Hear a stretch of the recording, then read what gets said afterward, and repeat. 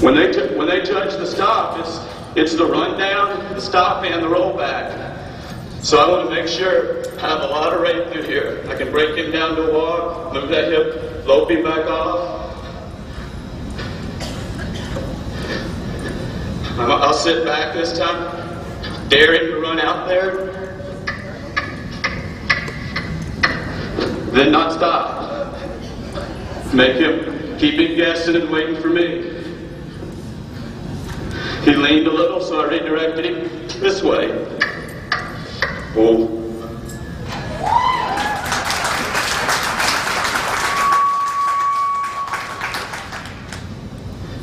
He went through there, leaned on me, so I redirected him to the left, stopped him, he was good, walked off. You know, a lot of patience in this reining. You have to spend a lot of time in between every maneuver to let the horse process, even an older horse. Or it just gets going together too much. I mean, you're teaching to change leads and move their shoulders and rib cage and turn.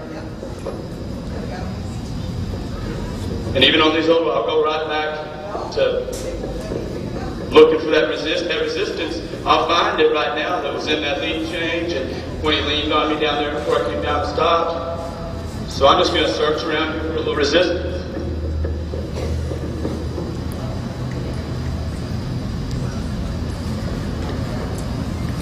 He'll move those shoulders. If I block that shoulder out, want him to move that hip.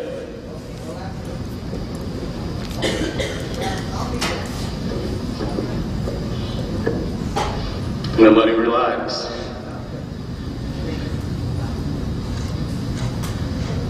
And all that kind of stuff in between maneuvers, and then just sitting and let that really get some broke. It's good. I think every horse should, English, Western, whatever, should know how to move these body parts and take someone, you know, move them around in a tight position.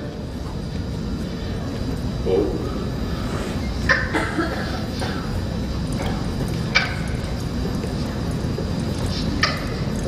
Whoa.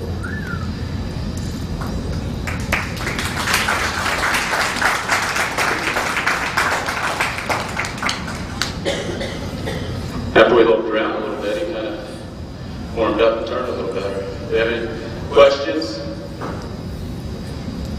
So you got your horse all broken, all doing all that stuff. What about us that have these green horses? What kind of suckling exercises are we supposed to be doing now?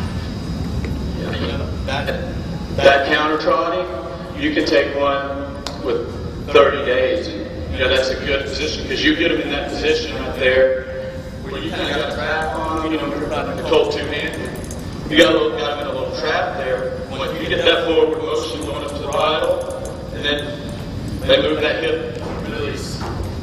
Walk, maybe walk to the other side of the pin, do it again. Just, you know, just start breaking those parts loose one at a time until you'll kind of trot around like that.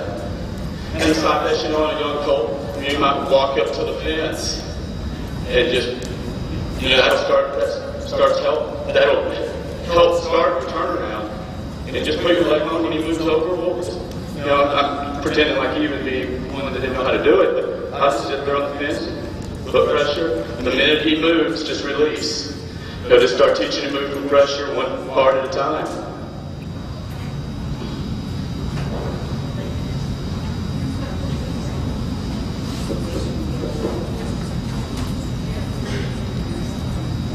Yeah. Someone have a question? Oh, okay.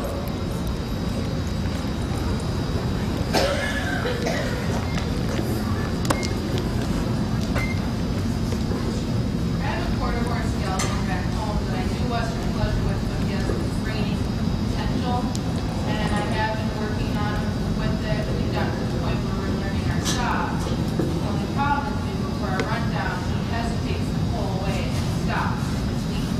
He won't run straight. Her horse at home, I don't know if y'all can hear, is when she's running to a stop, he's just hesitating and waiting for her to say, well, time. And in that situation, you want to wrap the pin a lot, you know, and just get that guess, you know, speed him up and take him all the way to the fence and just stand at the fence. Turn around, go the other way, wrap the pin. You may have to do whatever it takes to make him run down there. Just don't let him blast. That's actually not a bad problem to have. I'd rather have one hesitating and waiting on me a little bit than turning the corner and blasting. But just wrap that pin up and down the middle. Go to the fence a bunch. When you go to the fence, sit at the fence, pat him on the neck, and he'll be thinking about going down there. Don't stop him short ever. I mean, if you're having that problem, you want to stop him at the fence. And, test him, every few days, go through there, like if you're past the end marker, and say, whoa, and your stop will get better. The rundown is as important as listening to whoa. If they're not straight, they're not built correct, they can't get in the ground right.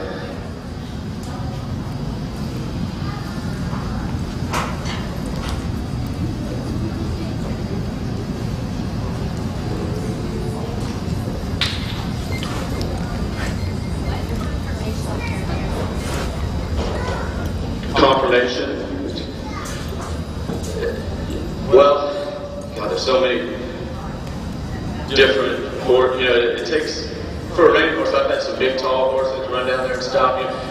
More than the confirmation, you want a lot of drive, but typically, this horse is really put together good for the reining. You want their neck to come out low. You want them to have low hock, short back, lots of flexibility. Probably the first thing I look at when I'm looking at one to buy or for a customer myself is their neck. If they have a good neck, you want it really round across the top, because if you can capture them in the bridle, if they can't comfortably go up to the bridle, then it's going to be hard for them to get everything behind there working. You understand what I'm saying? But I don't know, this horse right here, I guess this would be about perfect.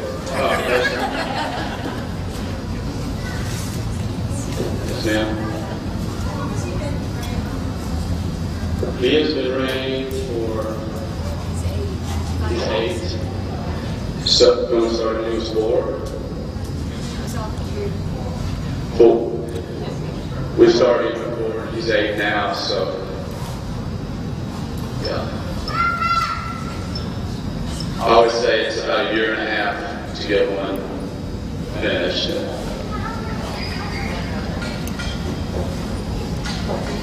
Can you start an older horse reining, or is it always better to start with a 3-year-old? It's better to start with them.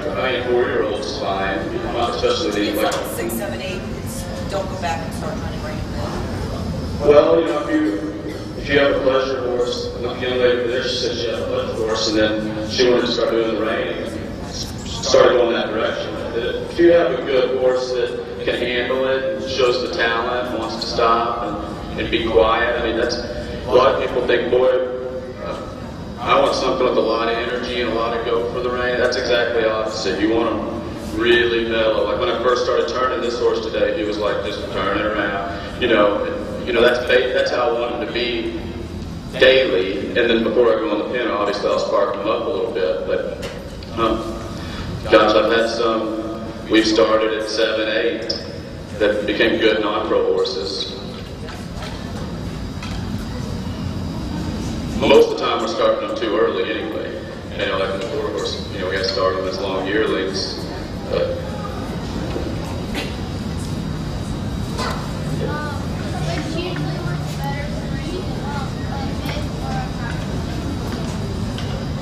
Usually, I'm not big on running my reiners in a hackamore. I mean, I'll start them in a hackamore and get them going around, and then I'll go right to the snaffle and then to the bridle.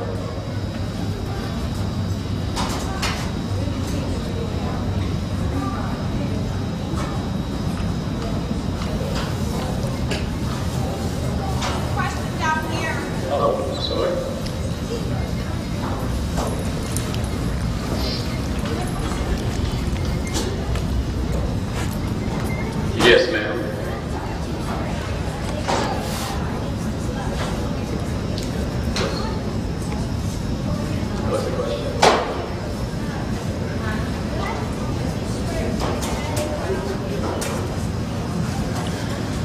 You're too short, you can't reach where your feet are supposed to be.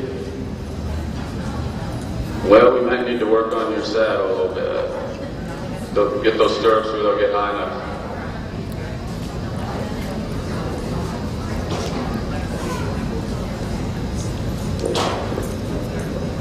Are we good then?